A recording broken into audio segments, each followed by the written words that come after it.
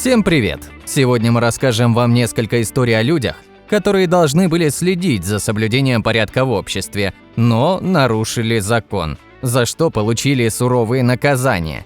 И да, без приговоров со смертной казнью не обошлось. И начнем мы с еще не законченной истории о 6 полицейских из Миссисипи, которые назвали себя отрядом головорезов, и это название им отлично подходит, ведь судят их за пытки 2 чернокожих мужчин.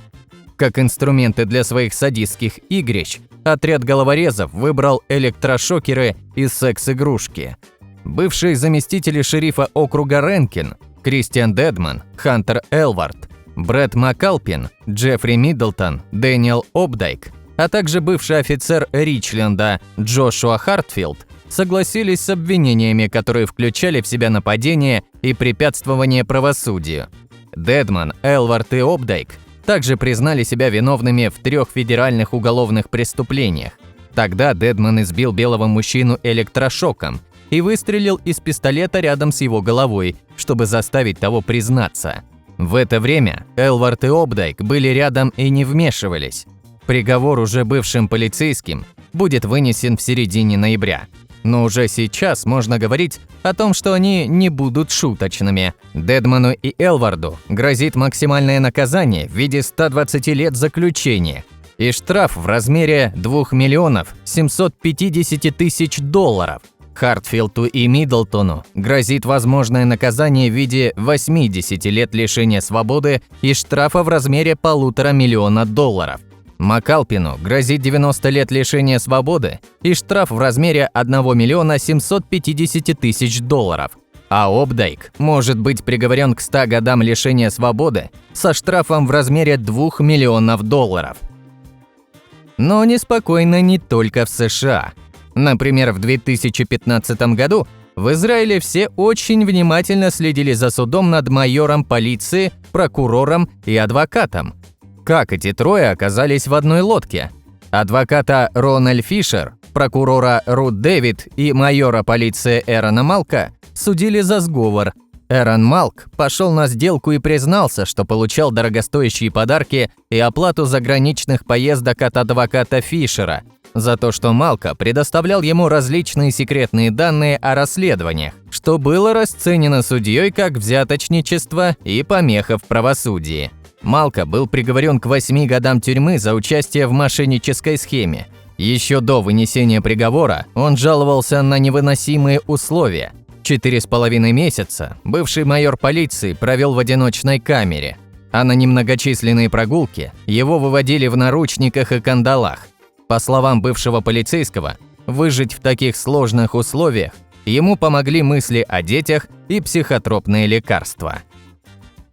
Вот такие жалобы. А вот китайские коррупционеры наверняка только обрадуются жизни в одиночной камере. Коррупция и злоупотребление со стороны чиновников являются одними из наиболее часто озвучиваемых жалоб китайских граждан. И лидеры правящей коммунистической партии регулярно предупреждают, что недовольство этой проблемой может подорвать партийное правление. Так, например, бывший высокопоставленный чиновник китайской полиции получил приговор – смертная казнь. Но не просто, а с отсрочкой в 2 года. А это значит, что смертный приговор почти наверняка через 2 года будет заменен на пожизненное заключение, если Джен не совершит никаких преступлений, находясь в тюрьме. Суд на северо-западе Китая признал Джен Шаодуна, бывшего помощника министра общественной безопасности, виновным в получении взяток на сумму более 8 300 000 юаней, или $1,2 миллиона во время работы на этой должности и ранее, когда он руководил расследованием экономических преступлений в южной провинции Гуандун. Подробные детали дела не оглашаются не только в мировой, но и в китайской прессе. Согласитесь, не на каждой должности в полиции можно требовать такие суммы. Обычный полицейский, он все же ближе к простому народу и ходит в торговые центры или супермаркеты, например. Как это случилось в 2009 году, конец апреля. Майор Евсюков в состоянии сильного алкогольного опьянения подъезжает на попутной машине к супермаркету «Остров» на юге Москвы После перебранки смертельно ранит водителя, заходит в магазин и начинает там стрелять. К тому моменту майор уже неделю праздновал свой день рождения, ежедневно выпивая с друзьями. В тот день он сильно поссорился с женой и ушел из ресторана, где проходило торжество. Почему Евсюков устроил бойню в супермаркете, что ему настолько не понравилось, неизвестно. По одной из версий, у майора началась белая горячка. По другой, под действием психотропных препаратов и алкоголя, усугубилось его психическое расстройство. Факт остается фактом. В итоге скончались Эльмира Турдуева и Сергей Евтеев, подвозивший майора. Еще 7 человек получили тяжелые ранения и были доставлены в больницу. Евсюков был задержан сотрудниками полиции. Позже его приговорили к пожизненному заключению. Считается, что этот инцидент стал одной из причин для реформы МВД в России. Вообще, в такие моменты полицейские часто списывают свои проступки на тяжелый и малооплачиваемый труд. Так же было и с прапорщиком Алексеем Смирновым. Он долгое время выманивал деньги у граждан, которых задерживал за мелкие нарушения на станции метро «Баррикадная» в Москве. В итоге его деятельность привлекла внимание сотрудников Управления собственной безопасности МВД. 18 сентября 2019 года, во время попытки задержания за получение взятки, которая была записана на видеокамеры, Смирнов открыл стрельбу из стабильного оружия. Полицейский Максим Веялко был убит на месте, а его напарник Алексей Лимонов тяжело ранен. К счастью, его успели доставить в больницу и прооперировать. В апреле 2021 года прапорщик был приговорен к 19 годам в колонии строгого режима. Также суд обязал его выплатить около 2 миллионов рублей в качестве компенсации семье погибшего. В Великобритании тоже случаются эксцессы и очень запутанные в духе английского детектива. Главным героем здесь выступил Джамшид Али Дизаи, урожденный иранец. Поступив на работу в столичную полицию, он часто критиковал в СМИ полицию Лондона за расовую и религиозную дискриминации. Даже писал об этом колонки в газеты, чем приобрел немалую известность. А дальше, как говорится, следите за руками. 18 июля 2008 года возле ресторана своего дяди в западном Лондоне Дизай арестовал 24-летнего веб-дизайнера Ваад Аль-Багдади. Спор между Дизаи и Багдади возник из-за 600 фунтов стерлингов, которые дядя Дизаи не отдал дизайнеру за разработку сайта. Во время публичной ссоры арест и произошел, но Багдади подал жалобу за незаконный арест, и после расследования 18 сентября 2008 года Дизаи отстранили от должности. В январе 2010 года Дизаи был обвинен в неправомерном поведении на государственной службе, а также препятствованию отправлению правосудия. А уже 8 апреля 2010 года Дизаи был признан виновным и приговорен к 4 годам тюремного заключения. Но Дизаи не успокоился и несколько раз подавал апелляцию на обжалование как осуждения, так и приговора. Основанием для предложенной апелляции было то, что Аль-Багдади находился в стране нелегально и использовал вымышленное имя и гражданство. Так, 16 мая 2011 года апелляционный суд отменил приговор Дизаи. Он был немедленно освобожден, несмотря на то, что Багдади подозревался в мошенничестве с пособиями, а не в даче ложных показаний. Но то ли еще будет. К 13 февраля уже Багдади был арестован за изнасилование мусульманской девушки в апреле и сентябре 2010 года. А еще ему было предъявлено обвинение в мошенничестве с пособиями на сумму больше 27 тысяч фунтов стерлингов. Но прокурор не забыл о Дизаи, к тому моменту восстановленному на работу в Скотланд-Ярд. Обвинение настаивало, что Дизаи массово злоупотреблял властью в личных делах. 25 января 2012 года обвинение представило медицинские доказательства того, что Дизаи инсценировал телесные повреждения, чтобы создать впечатление, будто Багдади напал на него, тогда, 18 июля 2008 года.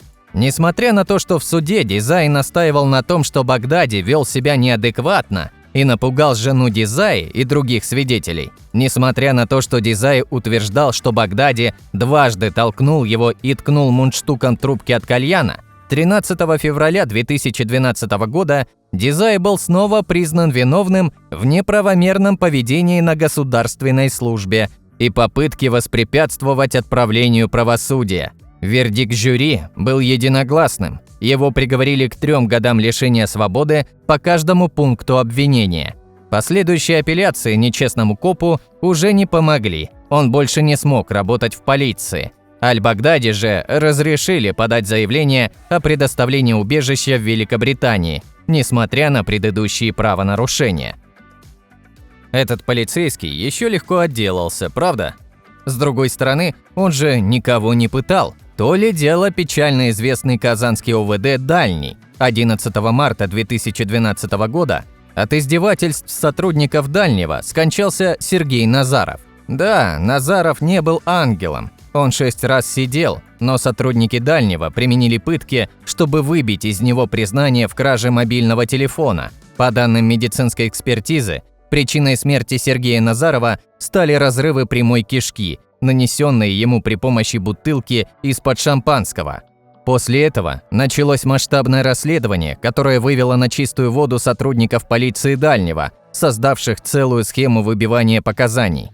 Некоторых задержанных просто били, а к отказавшимся подписывать показания применялись пытки карандашами, ручками и бутылками. Официально было найдено 15 жертв физического насилия со стороны полицейских в этом ОВД. Сотрудники Дальнего получили от 15 до 2,5 лет лишения свободы. Самые большие сроки получили бывший замначальника уголовного розыска отдела полиции Дальний – 15 лет колонии строгого режима, и бывший замначальника отдела – 10 лет колонии строгого режима. А следующая история будет о человеке, который сделал себе карьеру на борьбе с коррупцией и организованной преступностью. Китайский начальник полиции Ван Лидзюнь так рьяно боролся с триадой, китайской мафией, что эта история легла в основу телевизионного сериала «Железнокровные полицейские духи». Долгие годы плодотворной работы в связке с китайским политиком Бо Силаем привели к тому, что за 4 года было арестовано около 6 тысяч человек, среди которых были богатые бизнесмены, правительственные советники, криминальные авторитеты и старшие офицеры полиции. Газета South China Morning Post сообщила, что местные криминальные авторитеты однажды назначили награду в 6 миллионов йен за голову Вана. Но в 2012 году Ван Лидзюнь был переведен на менее значимую должность. Хотя подробностей об этом случае мало, многие источники говорили, что причиной понижения стал разлад в тандеме. Как будто бы Ван, чтобы заключить более выгодную сделку с комиссией по проверке дисциплины, пообещал предоставить доказательства о растратах и коррупционных схемах Бо или его жены. Силаю не понравилось пристальное внимание комиссии к его персоне и в отместку приказал арестовать несколько ближайших для Вана людей. Ван Лидзюнь этого испугался и бежал в другой город просить американского убежища в консульстве. Но убежище Вану предоставлено не было, и как только он вышел из консульства, его арестовали. В сентябре 2012 года Ван был обвинен и осужден за злоупотребление властью, получение взятки, дезертирство и нарушение закона в корыстных целях. Чтобы вы понимали, о каких суммах идет речь, получение взяток на сумму около 450 тысяч долларов от дальянского бизнесмена-миллионера Сюймина в обмен на освобождение 3 человек из-под стражи в полиции, а также примерно 32 тысячи долларов за аренду своего загородного дома в Чунцине от другого бизнесмена в обмен на освобождение подозреваемого. Для коррумпированного Китая это не такие большие суммы. И все же Ван был признан виновным по всем 4 пунктам обвинения и приговорен к 15 годам тюремного заключения. И это ему еще повезло. Ведь своими показаниями в суде он знатно подгадил своим бывшим коллегам из семьи Бо. Ван разоблачил скандал с убийством британского подданного Нила Хейвуда, в котором была признана виновной жена Бо Силая, Гу Кайлай. За убийство она получила смертный приговор с 2-летней отсрочкой, а сам Бо Силай был приговорен к пожизненному заключению за коррупцию и другие обвинения. И еще немного о полицейском произволе. Ночью 22 января 2012 года В Санкт-Петербурге загадочным образом погиб 15-летний Никита Леонтьев.